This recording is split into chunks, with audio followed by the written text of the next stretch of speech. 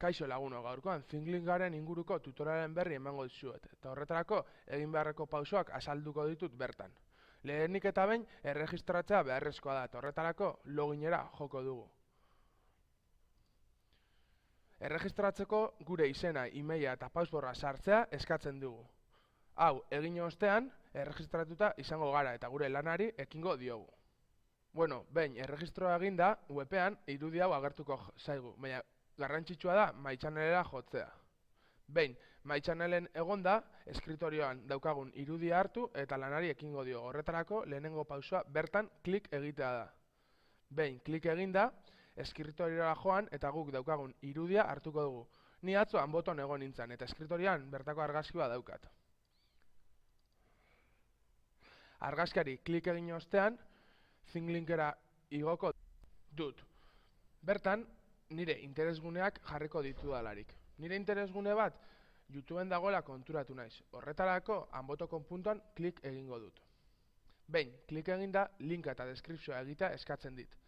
Linka topatzeko YouTubera joan naiz, eta bertan hanbotoko bideo interesgarri bat topatu dut, hanbotoren ingurukoa. Horretarako, bideo hau argazkian jartzeko, bere linka kopiatuko dut. Behin, kopiatu ostean, YouTubeko helbidea link honetan jarriko dut, eta pegatu egingo dut. Pegatu ostean garrantzitsua da bideoaren inguruko informazioa jartzea. Irakurleak ondo jakin dezan zein den bideo honen helburua. Nik bideoaren helburua zein den jarriko dut deskripzioan.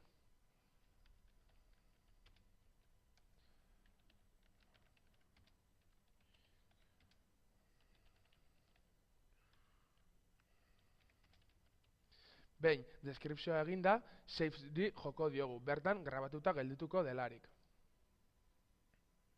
Oraindik ere, interesgune puntu garrantzitsu batzuk ahaztu zaidala iruditzen zait, eta horretarako beste puntu garrantzitsu bat jarriko dut hanbotoko argazkian. Atzo, mendikat webgunean egon nintzen, eta informazio polita ematen zuen hanbotoren inguruan. Beraz, bertan ezartza erabaki dut. Horretarako, hanbotoko behekaldean klik egingo dut. Behin, klik eginda, lehengo pauso berak jarraituko ditut.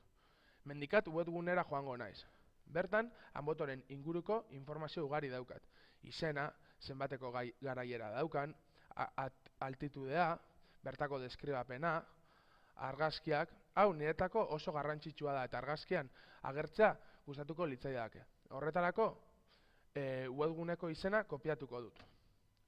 Kopiatu ostean berriz ere, Thinglingera joango gara eta link honetan pegatuko dugu. Lehen, egin bezala, link honen deskribapen txiki bat egingo dut. Nik zer jarriko dut? Oraingoan, bertan hanbotoko informazioa topatu daitekela jarriko dut.